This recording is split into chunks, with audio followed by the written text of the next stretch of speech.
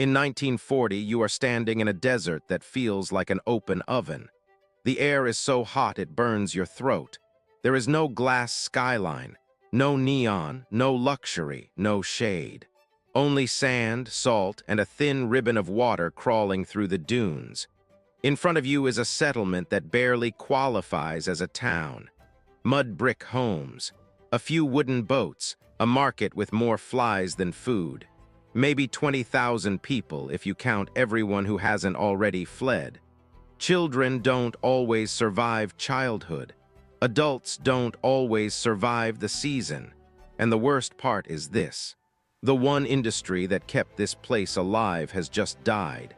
Not because of war, not because of drought, because a man thousands of miles away discovered how to manufacture a luxury. That settlement is Dubai. Today, Dubai is sold to the world as inevitable, as if destiny wrote it into the sand.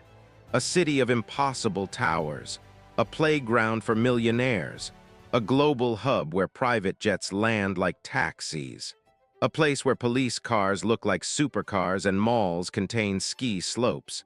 And almost everyone thinks they know the reason. You're probably thinking it right now. Oil. Yes, oil mattered.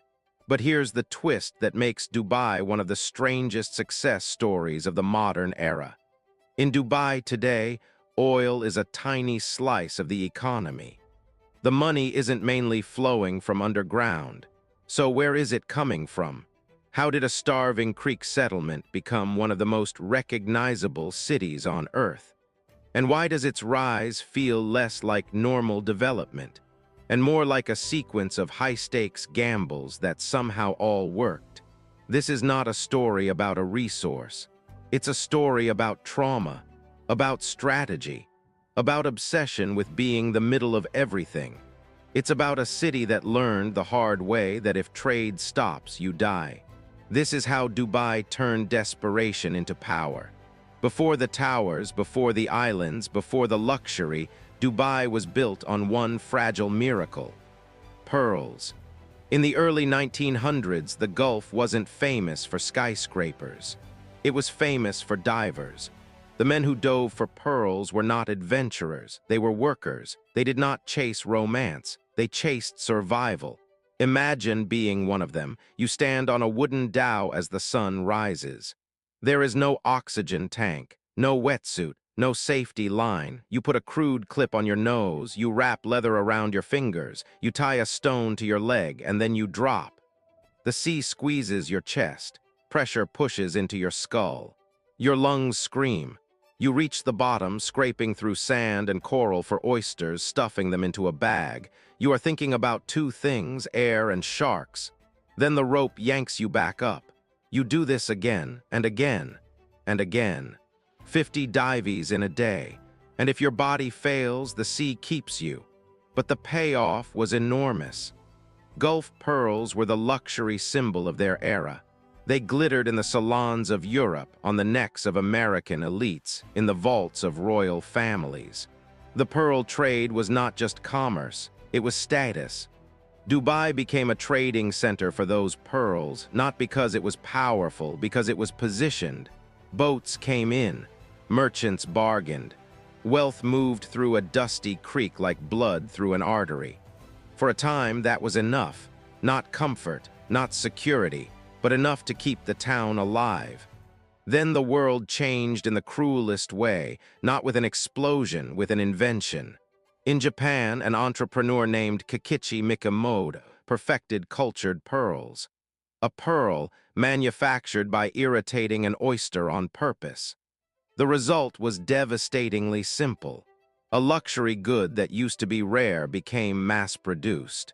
And then history added a second punch. The Great Depression hit in 1929. Luxury demand collapsed. And Mikimoto's pearls flooded the market at the exact moment natural pearls lost their buyers. Prices crashed. A 90% fall. Imagine waking up and discovering the thing that feeds your children is suddenly worth almost nothing. Dubai's economy didn't shrink, it imploded. By the 1940s, the accounts from British officials read like famine diaries. People eating locusts, people eating fish bones, families leaving, boats leaving, hope leaving. This was Dubai's original scar. And scars don't disappear. They become policy. The rulers of Dubai, the Maktoum family, learned something in that collapse that would shape everything that followed. A commodity can betray you. A single industry can kill you. But trade can be rebuilt. So Dubai made its first insane decision. When other places tightened borders and tried to squeeze what little revenue they had left, Dubai opened its doors wider. They slashed taxes on imports and exports, practically to zero. A broke town facing hunger decided to stop collecting money at the port. It sounds like madness, but it was a signal, a flare in the dark. Merchants from Iran and India looked across the water and saw opportunity. Their own ports were taxed heavily. Their governments interfered. Dubai was saying something radical. Bring your goods here. We won't punish you for it. Dubai didn't have a product anymore, so it became a service. The middleman, the shortcut, the place where commerce could breathe. This is the first key to the Dubai mindset. It was not built by comfort. It was built by fear. A fear of going back to starvation. And fear is an incredible motivator. By the late 1950s, Dubai's free port strategy was working. Trade was recovering. Boats were coming. Money was moving again. But there was a physical problem that threatened to choke the whole thing. The creek. Dubai's creek was its lifeline, a narrow inlet slicing into the land. That is where ships unloaded cargo. That is where merchants met. That is where the economy happened. But the creek was shallow. It filled with silt. Larger ships couldn't enter, so the system was painfully inefficient. Big vessels anchored offshore. Cargo was transferred to small boats. Small boats crawled into the creek. It was slow, risky, expensive, and every extra hour meant another port could steal the business. Then Sheikh Rashid bin Said Al Maktoum stepped forward. If Dubai has an architect, it is him. He did not see the creek as mud. He saw it as destiny. He asked a question that sounded absurd for a poor town. What if we dig it out? What if we make this creek deep enough for serious ships? Engineers calculated the cost. Hundreds of thousands of pounds. Several times Dubai's annual revenue. And Dubai still had no oil money. Banks refused. They looked at the plan and laughed. A village wants to dredge a creek like it's building an empire. So Rashid did something that would become another Dubai habit. He went around the system.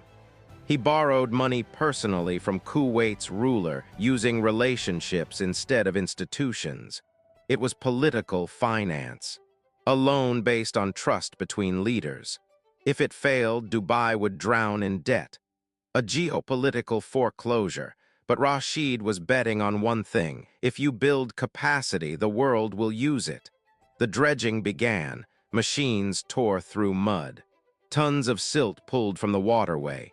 The creek widened, deepened, transformed, and when it opened, it worked. Ship traffic surged. Vessels that once bypassed Dubai could now dock directly in its center. Trade exploded. Re-export boomed. Dubai became the funnel for the region. And then something even bigger happened. Gold. India, newly independent, restricted gold imports, but culturally, Indians wanted gold. It was savings, it was marriage, it was security. Dubai became the loophole. Gold flowed in from Europe. It flowed through Dubai. And then it moved onward through informal channels. Call it smuggling, call it unofficial trade. The result was the same. Money poured into Dubai before oil ever became significant. And Rashid did not waste that money on vanity. He built roads, schools, clinics, power, water systems. He built foundations because he never forgot the famine years. He understood that you cannot gamble forever without building something real. But Rashid also understood something else. Infrastructure isn't just concrete. It's an invitation. So he prepared Dubai for its next, even bigger bet. In 1966, Dubai discovered oil, and for a moment it looked like the fairy tale finally arrived. But Rashid did not celebrate like a man who found salvation.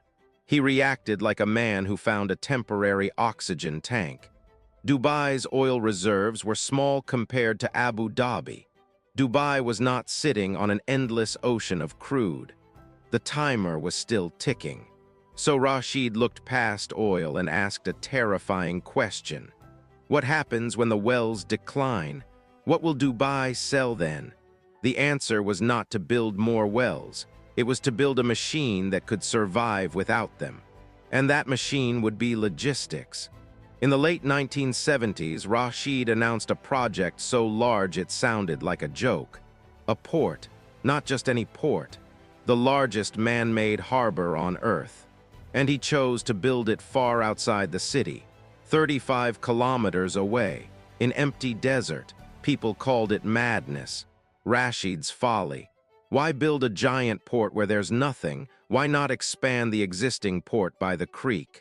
Because Rashid was not building for the city he had. He was building for the world he wanted. He saw the map. He saw shipping routes. He saw Cold War tension. He saw instability in the region. He understood that global trade needed a safe parking lot, a neutral platform. He hired Dutch engineers, the people who fight oceans for a living. They moved mountains of sand. They carved a harbor out of nothing. When it opened, critics pointed at the quiet docks. They said, see, empty. But Rashid had one more move, the move that turned a port into a magnet. He created Jebel Ali Free Zone, a fenced economic universe where rules changed. Inside that zone, foreign companies could own their businesses fully. They didn't need a local sponsor. They paid no corporate tax, no personal income tax. They could send profits home. It was radical for the region, and corporations reacted like sharks smelling blood. Why distribute goods across the Middle East from 5 small hubs when you can use one giant hub? Why deal with bureaucracy when Dubai offers speed? Suddenly, Jebel Ali was not a port in the desert. It was the engine room of a new economic model. Containers stacked like skyscrapers. Warehouses multiplied. Distribution centers grew. Dubai was no longer just trading goods. It was selling frictionless movement, a service the global economy desperately wanted. And once you control movement, you control relevance. Yet even logistics has a weakness. It needs people, it needs flights, it needs connectivity. Dubai had built a port, now it needed wings. In the early 1980s, Dubai's air connections were controlled largely by Gulf Air, a regional consortium. And Gulf Air acted like a monopoly. They pressured Dubai. They threatened reduced flights. They wanted control. And Dubai's leadership reacted with the emotional memory of famine. You do not cut our trade routes. You do not isolate us. So Dubai decided to create an airline from scratch, with almost no money.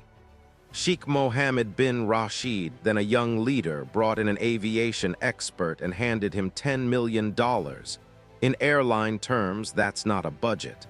That's a dare, and he gave 2 rules: make it world-class, and don't come back asking for more, fly or die. Emirates began with leased planes, a small team, but the strategy was ruthless and brilliant. Look at a globe. Dubai sits in the center of flight paths between Europe, Asia, and Africa.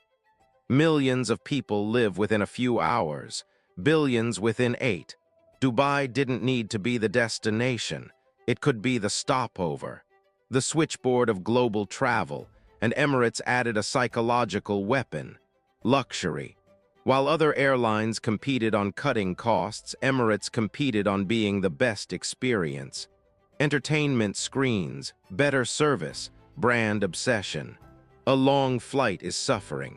Emirates turned suffering into a product: pay extra and suffer less.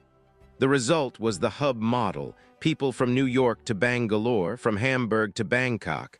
They stopped in Dubai. They walked through Dubai. They spent money in Dubai. Emirates became a flying advertisement for the city. It made Dubai feel closer to everyone, not distant desert, but accessible gateway. Now Dubai had a port, an airline, and a growing reputation in business. But for the world's wealthy, it still lacked one thing: an icon, a symbol that could hijack attention. In the 1990s, Dubai faced a branding problem. To many Westerners, it was just another hot place in the Middle East. No clear identity, no romantic myth, no singular image. Dubai's leaders understood something that would later define the age of social media. Attention is currency. If the world is watching you, money follows. So they decided to buy attention. Literally. They planned a building not as a hotel, but as a billboard. Something so visually absurd that people would have to talk about it. They chose the shoreline. Then they did something extra. They built an artificial island offshore just to place the building in water. The Burj Al Arab rose like a sail, elegant, unreal. Engineering, it was brutal. Concrete piles hammered deep into seabed. Saltwater corrosion, wind loads. Extreme heat, but the real genius was not structural. It was narrative. Inside, Dubai went maximalist, gold leaf, giant atriums, aquarium walls, butler service, excess as theater. Then a journalist wrote a phrase that changed everything. 7-star hotel. There is no official 7-star rating. The system stops at 5, but Dubai did not correct the myth. It weaponized it. 7-star became shorthand for impossible luxury. And suddenly, Dubai was not a place you explained. It was a place you flexed. Celebrities arrived, events arrived, business conferences arrived. And with them came the most lucrative obsession of all, real estate. Because in the modern economy, nothing creates wealth faster than convincing outsiders to buy land. Dubai did not have much land that rich people wanted. It had desert. But rich people want water. They want views. They want beachfront. So Dubai decided to manufacture geography. In 2002, Dubai allowed foreigners to own property in specific zones. Freehold ownership. It was a massive shift. Demand erupted. People queued overnight to buy apartments that didn't exist yet. Contracts flipped for profit before foundations were poured. Dubai turned property into a casino, and the world joined the game. But Dubai faced a limitation. Coastline, so it hacked the map. It dredged sand from the ocean and created palm-shaped islands. Artificial beaches, artificial neighborhoods, artificial dreams. The palm became a statement. If nature won't give us what we need, we will build it. Then came bigger ambitions. The world islands, the tallest tower. Projects that felt less like development and more like a dare against physics. And for a while, it seemed unstoppable. Until 2008, the global financial crisis hit like a hammer. Dubai's boom was built on leverage. Debt-funded mega-projects assumed prices would rise forever. Then credit froze, prices collapsed. Properties dropped 50% or more. Half-built towers stood like skeletons. And the world saw the haunting images. Supercars abandoned at the airport. Why would anyone abandon a Ferrari? Because bankruptcy was not only financial. It was criminal. Bounced checks could mean jail. So many expats fled, keys left behind. A one-way ticket bought with the last credit available. Dubai looked finished. It wasn't just a recession, it was an existential threat. Dubai World, a major state conglomerate, struggled to pay debt. Sovereign default loomed. The global press declared the miracle over. Then Abu Dhabi stepped in. The oil-rich brother state, the one with the deep pockets. Abu Dhabi provided billions in support, but it came with humiliation. The tallest tower, once known as Burj Dubai, opened with a new name, Burj Khalifa, a public reminder of who had the cash. Dubai swallowed the pride. It restructured, it reformed laws, it stabilized. And when the dust settled, something became clear. Even if the bubble burst, the infrastructure remained. The port still worked. The airport still worked. The hotels still stood. Dubai hadn't only built fantasies. It had built real machines. Now Dubai needed a new story, a new stream of money, and it found it in the darkest logic of global politics. There is an old line in finance. When chaos spreads, capital runs. And when capital runs, it looks for shelter. Dubai decided to become that shelter. After 2011, the Middle East shook with uprisings, revolutions, civil wars, uncertainty. Wealthy families in Cairo, Damascus, Beirut asked the same urgent question. Where do we go? Europe was difficult. The United States was complicated, but Dubai was close, familiar, and open. Dubai positioned itself as neutral, stable, a bubble of safety in a region of fire. Money poured in.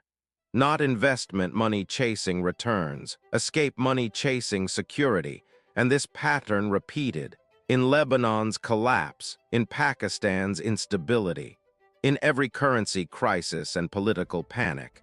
Then came 2022, war in Ukraine, sanctions on Russia, and a wave of wealthy Russians needed an exit. London became hostile. Europe became closed. Dubai stayed open. Flights continued. Property buying surged. Rents rose. Neighborhoods transformed. To critics, it looked like money laundering. To Dubai, it looked like business. This is the cold genius of Dubai's model. It sells safety. It sells optionality. It sells an emergency door for the global rich. But Dubai's leadership knew something. You can't build a future only on other people's disasters. Wars end. Sanctions change. So Dubai made another pivot, from tourists to residents, from transient money to long-term human capital. For decades, Dubai's deal was simple. Come work. Earn tax-free. Leave when your job ends. You are never truly part of the country. That created a revolving door economy. Efficient but fragile. If crisis hits, people leave and the city empties. COVID exposed this weakness. So Dubai broke a taboo. It offered longer residency, golden visas, paths for investors, professionals, entrepreneurs, even freelancers, digital nomads. Dubai was trying to transform itself from a cash machine into a home. Because in a post-oil world, the only resource that matters is brains. They expanded the financial center, created courts based on English common law to make global banks comfortable, positioned themselves as a global services hub. They even created ministries for artificial intelligence and happiness. It sounds strange, but it signals something serious. Dubai is not just building buildings. It is building an ecosystem that persuades skilled people to stay. And this brings us to the deeper truth behind Dubai's rise. Dubai did not become rich by waiting for resources. It became rich by acting like a startup. When pearls died, it pivoted to trade. When trade needed scale, it dredged the creek. When the creek needed expansion, it built Jebel Ali. When logistics needed connectivity, it built Emirates. When the world needed a symbol, it built Burj Al Arab. When real estate demanded coastline, it built islands. When debt threatened collapse, it restructured. When the region burned, it sold safety. When the future demanded stability, it sold residency. Every step was a bet, and the common thread was speed. Dubai moves like a company. It tests. It scales, it markets, it pivots. Countries usually move like elephants. Dubai moves like a hunting cat. But there is a price. The glitter has a shadow. The towers were built by migrant workers in brutal heat. Many arrived already indebted. The labor conditions have been criticized for years. Dubai's miracle rests on human strain that rarely appears in tourism ads. And yet, the economic lesson remains. Dubai is proof that geography can be engineered, and relevance can be manufactured. A patch of sand became powerful because its leaders were haunted by hunger, because they refused to be isolated, because they believed trade is not a sector, it is survival, and maybe that is the most uncomfortable truth. Dubai did not win by being blessed, it won by being useful.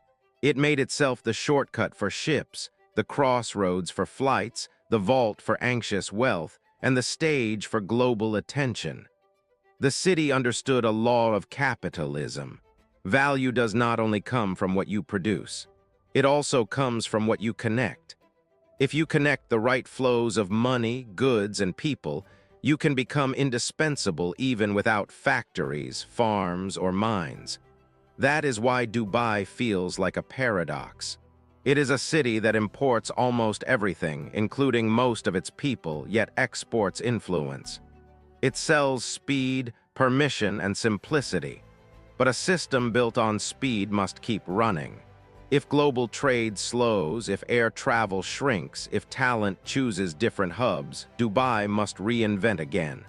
And history suggests it will, because the Makdum lesson is permanent.